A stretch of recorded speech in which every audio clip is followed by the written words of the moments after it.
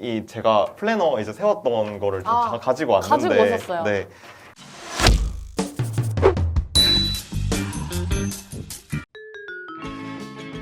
이번에는 수험 생활을 하면서 준호 씨만의 구체적인 계획 세우는 방법? 이제 네. 공부법 중에 하나죠. 계획 세우는 네네네. 것도. 그런 게 혹시 따로 있었나요? 저 같은 경우는 일단 계획을 세울 때 계획이라는 게 단순히 이제 하루 단위로 세울 수도 있는 거고 왜 요즘 플래너 같은 거 보면 되게 다양하게 나오잖아요. 그래서 뭐 하루 단위의 플래너도 있을 거고 뭐 주간 단위의 플래너도 있을 거고 근데 이게 하루나 주간이나 월간이나 이게 세워지는 계획량이라는 게 분명히 다르거든요. 맞아요. 예를 들어서 뭐 3개월 단위로 플랜을 짜게 되면은 아 이때까지는 내가 국어에 이런 약점들을 배울 수 있겠다 이런 보다 더 구체적인 것들이 많이 나오게 되거든요. 저 같은 경우에는 월 단위라든지 주 단위 이런 계획들을 다 따로 생각을 했어요. 그래서 제가 플래너 이제 세웠던 거를 좀 가지고 왔는데 가지고 오셨어요. 네, 이게 이제 제가 수능 치기 한 달 전 플래너인데 이게 지금은 다 계획이 지워져가지고 맨 위에 검정색 글씨, 뭐 파란색 글씨 이렇게 이게 과목별로 다 정리가 되어 있는 건데 월 단위로는 어느 정도를 해야겠다 뭐 이런 것들을 구체적으로 잡아놓고 이제 그동안의 계획을 이렇게 분류를 해서 세운 다음에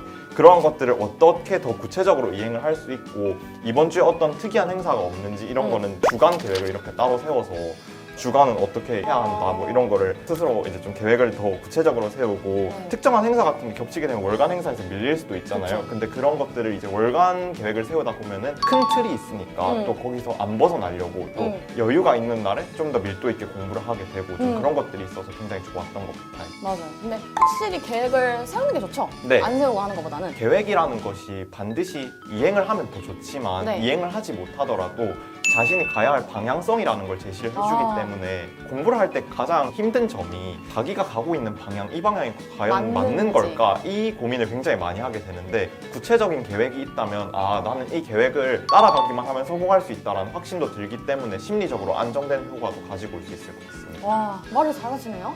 네, 감사합니다.